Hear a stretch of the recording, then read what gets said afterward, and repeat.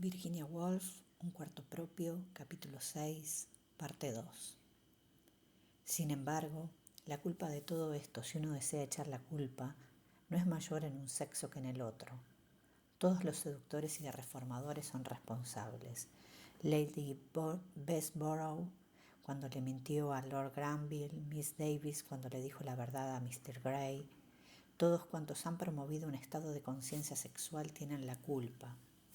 Y son ellos los que me obligan, cuando quiero dar juego a mis facultades en un libro, a buscarlos en esa era feliz anterior al nacimiento de Miss Davis y de Miss Clow, en el que el escritor usaba igualmente los dos lados de su cerebro.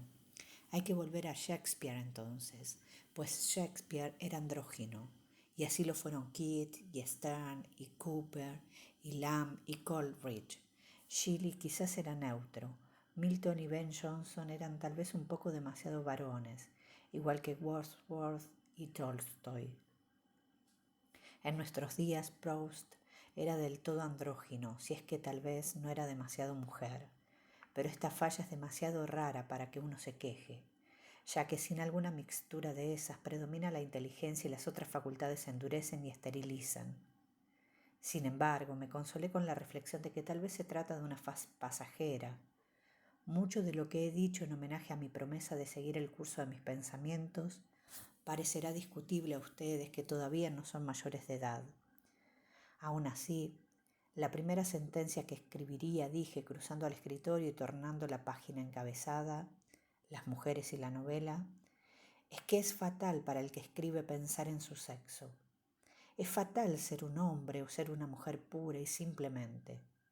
Hay que ser viril mujeril o mujer viril. Es fatal que una mujer acentúe una queja en lo más mínimo. Es fatal que defienda cualquier causa hasta con razón o que hable deliberadamente como mujer. La palabra fatal no es una metáfora, porque todo lo escrito con ese prejuicio deliberado está condenado a la muerte. Deja de ser fertilizado. Por eficaz y deslumbrante, por magistral y poderoso que nos parezca un día o dos, tiene que marchitarse al atardecer, no puede crecer en las mentes de otros. Alguna colaboración debe realizarse en la inteligencia entre el hombre y la mujer antes que el acto de la creación se pueda cumplir. Algún enlace de contrarios tiene que haberse consumado. Toda la mente debe estar abierta de par en par y así tendremos la certeza de que el escritor está comunicando su experiencia con plenitud perfecta. Tiene que haber independencia y tiene que haber paz. No debe rechinar ni una rueda ni chispear una luz.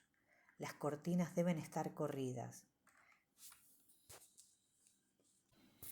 El escritor, pensé, una vez realizada su experiencia debe recostarse y dejar que su mente celebre la boda en la oscuridad. No tiene que mirar ni preguntar qué es lo que está sucediendo.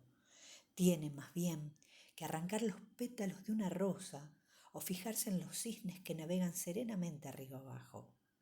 Y vi de nuevo la corriente que cargó con el bote y el estudiante y las hojas muertas. Y el coche cargó con la mujer y el hombre, pensé, viéndolos juntarse en la calle, y la corriente los barrió, pensé, oyendo lejos el rugido del tráfico de Londres y a ese río tremendo. Aquí, entonces, Mary Benton deja de hablar. Ya les ha dicho cómo arribó a la conclusión prosaica, de que es preciso tener 500 libras al año y un cuarto con cerradura en la puerta si quieren escribir novelas o versos. Ha procurado desnudar los pensamientos o impresiones que le hicieron pensar así.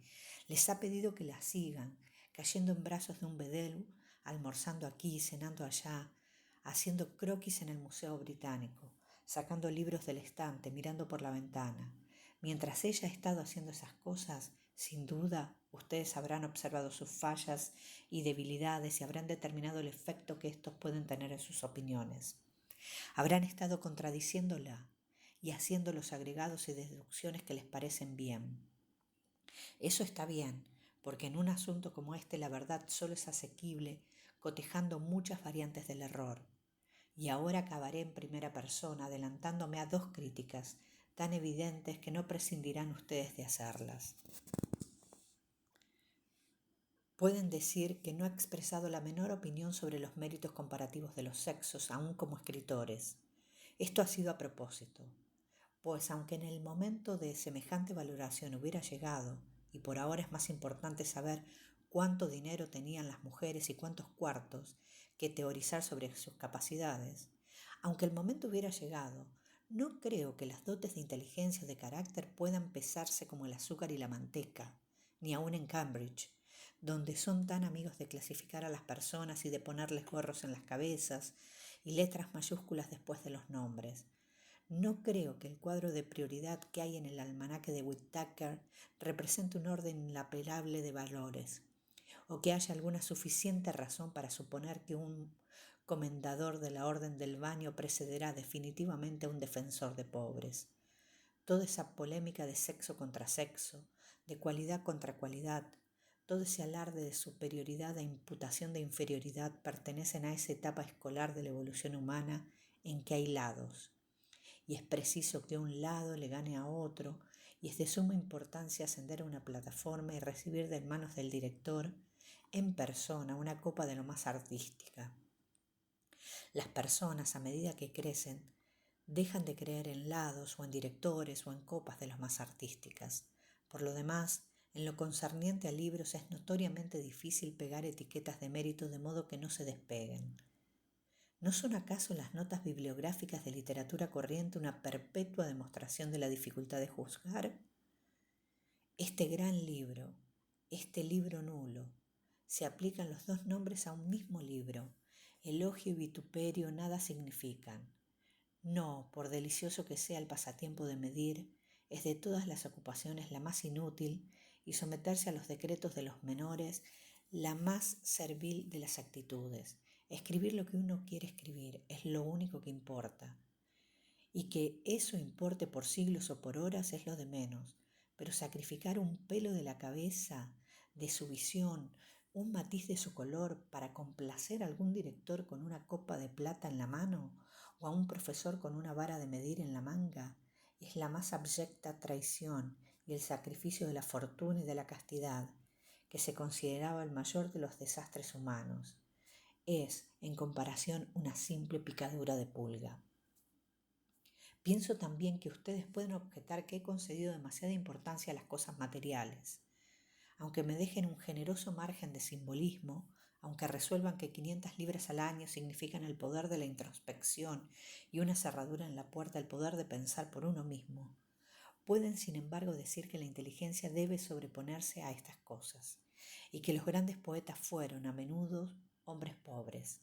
Permítanme citar las palabras de su propio profesor de literatura, que sabe más que yo de los elementos de que se hace un poeta. Sir Arthur Keeler Couch escribe: ¿cuáles son los grandes nombres poéticos de los últimos 100 años? Coleridge, Wordsworth, Byron, Shelley, Landor, Keats, Tennyson, Browning, Arnold, Morris, Rossetti, Swinburne, podemos detenernos ahí. Todos ellos, salvo Keats, Browning y Rossetti, fueron universitarios, y de esos tres, el único que no tenía un pasar fue Keats, que murió joven, tronchado en su plenitud. Suena brutal, y en efecto es triste decirlo, pero la teoría de que el genio poético sopla donde quiere parejamente en ricos y pobres tiene muy poco de verdad. De hecho, 9 de esos 12 poetas eran universitarios, lo que quiere decir que de algún modo consiguieron la mejor educación que puede suministrar Inglaterra. De los 3 restantes, bien saben ustedes que Browning era rico, y si no hubiera sido rico no hubiera jamás escrito Saúl o El Anillo y el libro. Tampoco Ruskin hubiera alcanzado a escribir pintores modernos si a su padre no le hubiera ido bien en los negocios.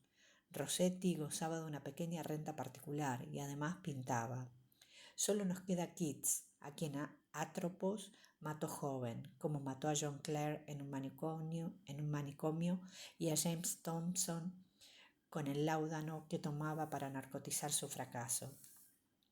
Tales hechos son espantosos, pero encarémoslos. No por deshonroso que sea para nosotros como nación, es indudable que por algún defecto en nuestra república el poeta pobre no tenía en aquellos días y hace 200 años que no tiene la menor oportunidad. Créanme, y he dedicado buena parte de 10 años a vigilar unas 320 escuelas elementales. Hablamos mucho de nuestra democracia, pero en el día de hoy un chico pobre en Inglaterra no tiene más posibilidad de alcanzar esa emancipación intelectual de la que nacen los grandes libros que la que podía tener el hijo de un esclavo ateniense. Imposible decir las cosas más claro. El poeta pobre no tenía en aquellos días y hace 200 años que no tiene la menor oportunidad. Un chico pobre en Inglaterra no tiene más posibilidad de alcanzar esa emancipación intelectual de la que nacen los grandes libros que la que podría tener el hijo de un esclavo ateniense. Así es.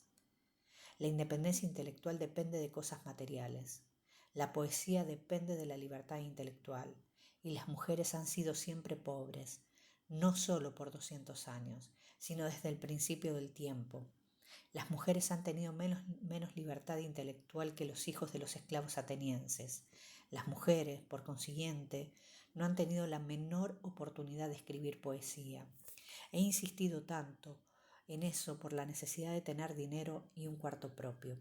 Sin embargo, gracias a las fatigas de esas oscuras mujeres en el pasado, de las que desearía saber más, gracias, es bastante curioso, a 2 guerras, la de Crimea, que sacó a Florence Nightingale de su sala, y la europea, que abrió las puertas a la mujer común unos 60 años después, esos males van en camino de mejorar. De otro modo, no estarían ustedes aquí esta noche y su oportunidad, bastante precaria, de ganar 500 libras al año sería del todo imperceptible. Pero, objetarán ustedes, ¿a qué atribuir tanta importancia a la composición de libros por mujeres cuando, según yo misma admito, requiere tanto esfuerzo, conduce tal vez a que uno asesine a su tía, hace con casi toda seguridad que uno llegue tarde a almorzar y puede provocar discusiones graves con hombres muy simpáticos? Mis motivos, lo confieso, son en parte egoístas. Como la mayoría de las inglesas incultas, me gusta leer libros en montón. Últimamente mi régimen ha sido algo monótono. La historia trata demasiado de guerras, la biografía demasiado de grandes hombres. La poesía ha mostrado, me parece, una propensión a la esterilidad y la novela, pero ya he destacado bastante mis capacidades como crítica de la literatura moderna y no diré una palabra más. Por eso les ruego que escriban toda clase de libros, por trivial o por vasto que sea el tema, por las buenas o por las malas. Espero que ustedes adquirirán bastante dinero para haraganear y viajar, para considerar el porvenir o el pasado del mundo, para soñar sobre los libros y demorarse en las esquinas, y dejar que la línea del pensamiento se sumerja hondo en el río. Porque no quiero que se limiten a la novela. Si quieren complacerme, y hay miles como yo, escribirán libros de viajes y aventuras, de investigación y de erudición, de historia y biografía y crítica y filosofía y ciencia. Con todo eso, adelantarán el arte de la novela. Porque los libros influyen unos en otros. La novela será mucho mejor si se codea con la filosofía y los versos. Además, basta considerar cualquier gran figura del pasado, como Safo, como la Murasaki, como Emilia Bront, para ver que no es menos heredera que iniciadora y que ha existido, porque las mujeres ya estaban habituadas a escribir, de modo que hasta como preludio de la poesía tal actividad de parte de ustedes será de gran valor. Pero al revisar estas notas y criticar mi propio tren de ideas cuando las escribí, hallo que mis motivos no fueron del todo egoístas. Corre a través de estas divagaciones y comentarios la convicción, o será el instinto, de que los buenos libros son deseables y de que los buenos escritores, aunque muestren todos los matices de la depravación humana, son, sin embargo, buenos seres humanos. Así, al pedirles que compongan más libros, les estoy pidiendo algo que será para su propio bien y para el bien del mundo. No sé de qué manera justificar esa fe o ese instinto, porque los términos filosóficos, si uno carece de instrucción universitaria, suelen ser traicioneros. ¿Qué quiere decir realidad? Parecería que es algo muy imprevisible, muy caprichoso, algo que puede estar en camino polvoriento o en un diario roto en la calle, o ser un narciso en el sol. Ilumina un grupo de gente en un cuarto y destaca un dicho casual.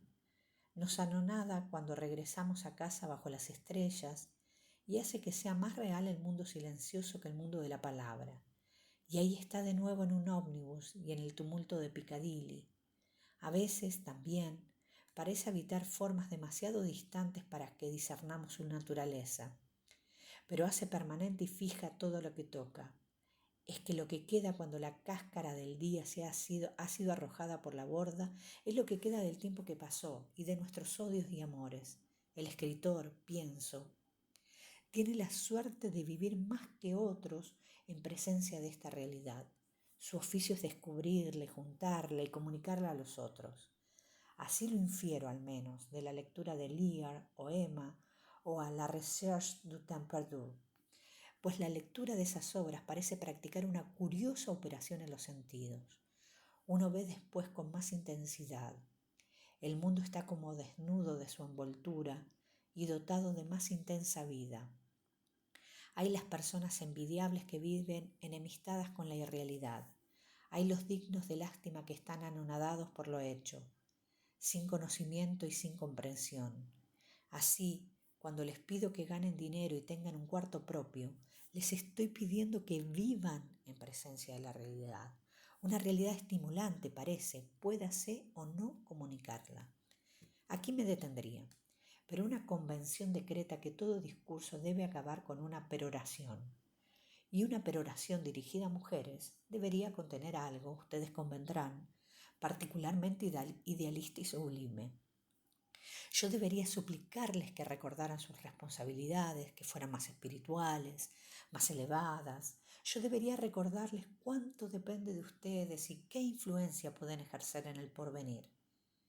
Pero esas exhortaciones pueden dejarse sin mayor peligro al otro sexo, que las expondrá, o mejor dicho, ya las ha expuesto, con mayor elocuencia que la que yo puedo suministrar. Al resolver mi propio espíritu no encuentro el sentimiento noble de que todos somos compañeros iguales y debemos encaminar el mundo a fines más altos. Me encuentro diciendo breve y prosaicamente que lo más importante es ser una misma. Ni piensen en influir a otras personas, yo les diría, si supiera decirlo de modo noble, piensen en las cosas en sí. Y hojeando diarios y novelas y biografías, recuerdo que cuando una mujer habla a otras mujeres, debe tener una intención muy desagradable. Las mujeres son duras con las mujeres. A las mujeres les desagradan. Las mujeres. ¿Pero no están hartas ustedes de esa palabra? Les aseguro que yo lo estoy. Convengamos entonces que una conferencia leída por una mujer a mujeres debe acabar de un modo particularmente desagradable. Pero, ¿cómo proseguir? ¿De qué pensar? Lo cierto es que me suelen gustar las mujeres. Me gusta su falta de convencionalidad, me gusta su entereza, me gusta su anonimia, me gusta. Pero no debo soltarme de esa manera. Ese armario ustedes dicen que está lleno de servilletas limpias, pero Sir Archibald Bodkin estuviera escondido entre ellas. Permítanme adoptar un tono más severo. ¿Les he comunicado con el necesario vigor las amonestaciones y la reprobación de los hombres? En todo caso, ¿les he repetido bajo el concepto en que la tenía Mr. Oscar Browning? ¿Les he indicado lo que Napoleón pensaba de ustedes y lo que piensa Mussolini? Además, por si alguno de ustedes piensa en hacer novelas, he copiado para su gobierno aquella advertencia de un crítico sobre el convencimiento valeroso de las limitaciones de nuestro sexo. He aludido al profesor X y he destacado su afirmación de que la mujer es intelectual, moral y físicamente inferior al hombre. He transmitido todo lo que he encontrado sin ir a buscarlo. Y ahora les traigo una advertencia final de Mr. Johnson Langdon Davis. Mr. John Langdon Davis nos advierte que cuando los niños dejan de ser del todo deseables, las mujeres dejan de ser del todo necesarias. Espero que ustedes tomarán nota. ¿Cómo alentarlas de otro modo a encarar el riesgo de la vida? Señoritas, les diría yo, y escúchenme bien, pues la peroración ya empieza. En mi entender, todas ustedes son vergonzosamente ignorantes. Jamás han descubierto nada que valga. Jamás han sacudido un imperio o capitaneado un ejército. Los dramas de Shakespeare no los escribieron ustedes y nunca han introducido en un pueblo bárbaro los beneficios de la civilización. ¿Qué disculpa tienen? Ustedes arguirán señalando las calles y las plazas y los bosques del mundo repletos de habitantes negros y blancos y color café, atareados todos en el comercio, en las empresas y en el amor, que hemos tenido entre manos otra tarea. Sin ella, esos mares estarían sin navegar y esas tierras serían un páramo. Hemos concebido y criado y lavado y enseñado, tal vez hasta los 6 o los 7 años, los 1.723 millones de seres humanos que ahora pueblan el mundo, según el Atlas, y eso también toma su tiempo. Es verdad lo que ustedes dicen, no lo discuto, pero me permitirán recordarles que desde 1866 hay a lo menos 2 colegios para mujeres en Inglaterra, que desde 1880 la ley permite a la mujer casada el manejo de sus propios bienes y que en 1919, hace ya 9 años, le concedieron el voto. Puedo recordarles también que hace casi 10 años les están abiertas la mayoría de las profesiones. Tomen en cuenta esos privilegios enormes y el tiempo que han estado gozando de ellos, y el hecho de que habrá en este momento 1 o 2.000 mujeres capaces de ganar más de 500 libras al año. Y convendrán que ya no sirve para nada la excusa de falta de oportunidad, preparación, estímulo, tiempo y dinero. Además, los economistas están diciéndonos que Mr. Seton ha tenido demasiados hijos. Por supuesto, ustedes deben proseguir teniendo hijos, pero según parece de a 2 o 3, no de a 10 o de a 12.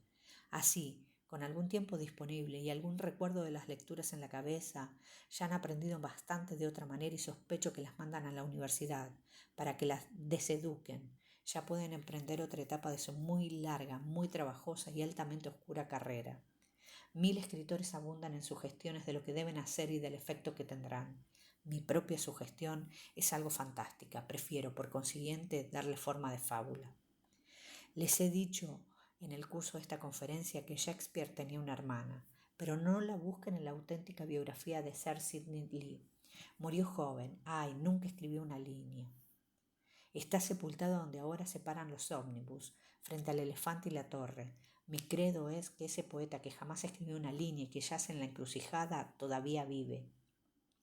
Vive en ustedes y en mí, y en muchas otras mujeres que no nos acompañan esta noche, porque están lavando platos y acostando a los chicos. Pero vive, porque los grandes poetas no mueren, son presencias continuas. Solo precisan una oportunidad para andar entre nosotras de carne y hueso. Pienso que en breve ustedes le podrán ofrecer esa oportunidad, porque mi credo es que si perduramos un siglo o 2, hablo de la vida en común que es verdadera y no de las pequeñas vidas aisladas que vivimos como individuos, y tenemos 500 libras al año y un cuarto propio, si nos adiestramos en la libertad y en el coraje de escribir exactamente lo que pensamos, si nos escapamos un poco de la sala común y vemos a los seres humanos no ya en su relación recíproca, sino en su relación a la realidad, si miramos los árboles y el cielo tales como son, si miramos más allá del cuco de Milton, porque no hay un ser humano que deba taparnos la vista, si encaramos el hecho, porque es un hecho, de que no hay brazo en que apoyarnos y de que andamos a solas y de que estamos en el mundo de la realidad y no solo en el mundo de los hombres y las mujeres, entonces la oportunidad surgirá y el poeta muerto que fue la hermana de Shakespeare se pondrá el cuerpo que tantas veces ha depuesto, derivando su vida de las vidas desconocidas que la precedieron, como su hermano hizo antes de ella, habrá de nacer. Esperar que venga sin esa preparación, sin ese esfuerzo nuestro, sin esa resolución de que cuando renazca le será posible vivir y escribir su poesía, es del todo imposible. Pero sostengo que vendrá si trabajamos por ella, y que vale la pena trabajar hasta en la oscuridad y en la pobreza.